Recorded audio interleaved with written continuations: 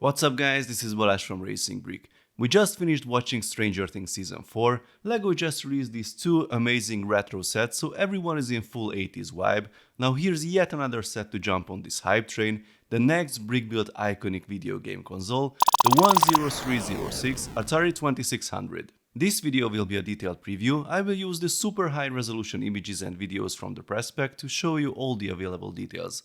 This might include spoilers about the set, so be warned. Now let's get started. A quick disclaimer, I did not own an Atari console. I had a Commodore 64, so I'm still patiently waiting for LEGO to release a brick-built version of that one with a playable version of Last Ninja. So I'm sure you want to know the numbers first. The set has 2,532 pieces. It will be available from the 1st of August at lego.com and in LEGO stores, and the price is 240 euros or dollars. So what is this machine exactly?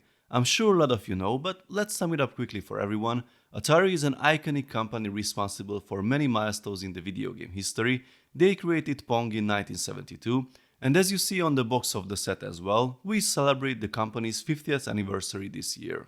They released the Atari VCS, short for Video Computer System, in 1977, their first home video game console.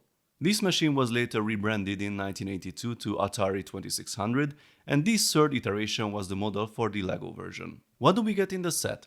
On the front of the box you can see the console itself. We get 3 game cartridges, Centipede, Adventure and Asteroids. If you saw Ready Player One, then Adventure should be familiar. We also get a joystick, and in the top right corner we get hints about some additional buildable content. I'm usually not a big fan of the simplistic black boxes of the Icons or 18+ sets, but this one with the pixelated glow in the background looks pretty neat. Now let's see the back of the box. There's the anniversary logo again, then the dimensions of the set, which is an almost exact match of the original, so we can say that we get a 1-to-1 brick-built replica. The main photo reveals another very cool trick. By sliding the top of the console, there's a pop-up scene of a gaming room with so many 80s references. The kid in the Atari shirt, a boombox, VHS tape, a tiny console with a joystick, a TV set, action figures, posters and a classic phone on the wall. Looks awesome. There's also a brick-built case for the 3 cartridges, and then we can see the 3 small game-based dioramas, Asteroids with the shooting spaceship and the colorful asteroids, one of them just exploded, Adventure with the iconic yellow castle and the red dragon, and Centipede with the mushrooms and the main enemy of the game.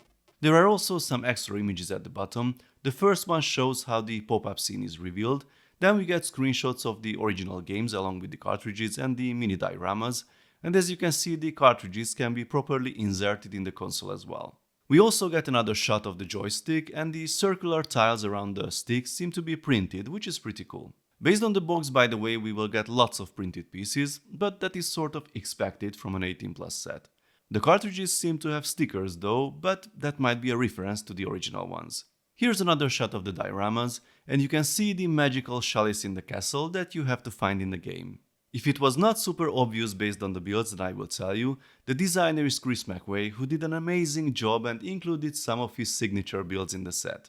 The lifestyle photos reveal more of the console. Here we have the appropriate ports on the side, the 4 switches that seem to be functional, and this photo shows the 2 states with the cover closed and open. Another one shows the set being built, revealing some of the interior, which can be also seen on this other photo from another point of view. Here's a 360 view of the set. You can see all the details from different angles.